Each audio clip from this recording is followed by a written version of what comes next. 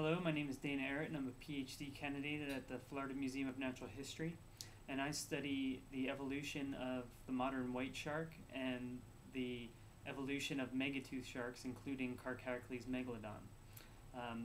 The subjects I'm most interested in include where did the modern white shark come from, and how did megalodon get so large.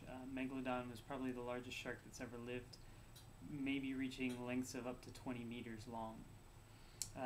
So to study these questions, I look at fossil shark teeth and also their vertebrae, which do preserve sometimes in the fossil record. Fossil sharks typically don't preserve much more than their teeth because they're cartilaginous fishes, and cartilage usually doesn't preserve.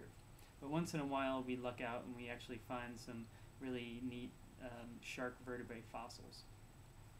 I study the evolution of the modern white shark because in the past a lot of people have thought that the white shark was descended from megalodon and its ancestors, the megatooth sharks. And here's a tooth of a megalodon, and you can compare it to the tooth of a white shark and see that they're both very triangular in shape. They both have, you probably can't see this, but they both have serrations. But you'll notice there's a big size difference here, and it's very hard to see, but the types of serrations that they have are very different. Megalodon has a very large, what we call a neck on the tooth, this triangular dark area, and that's something we don't see in the white shark. However, what we now think the white shark actually descended from is a fossil mako shark. It's been called Isurus hastilis or Cosmopolitotus hastilis. You can see the teeth are very similar. They're both triangular and wide. They don't have that same neck area around the base of the root, but the only difference is that the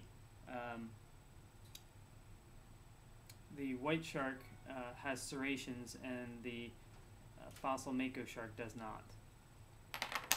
In contrast, we believe that megalodon actually descended from also an unserrated form, but unlike the white shark coming from the mako, these fossil forms actually had side cusplets on them, and megalodon has actually lost them through time. I also study changes in growth and body size in some of these fossil sharks. You can see here we have a modern white shark vertebra. This shark was over 6 meters in length when it lived. That's a pretty large white shark. However, when we look at fossil megalodon, we can see that they grew to much larger sizes in the past. And we can actually look at growth rings, much like the rings that we see in a tree, and count how old these sharks actually were. And we can actually also tell how long they might have grown in the past.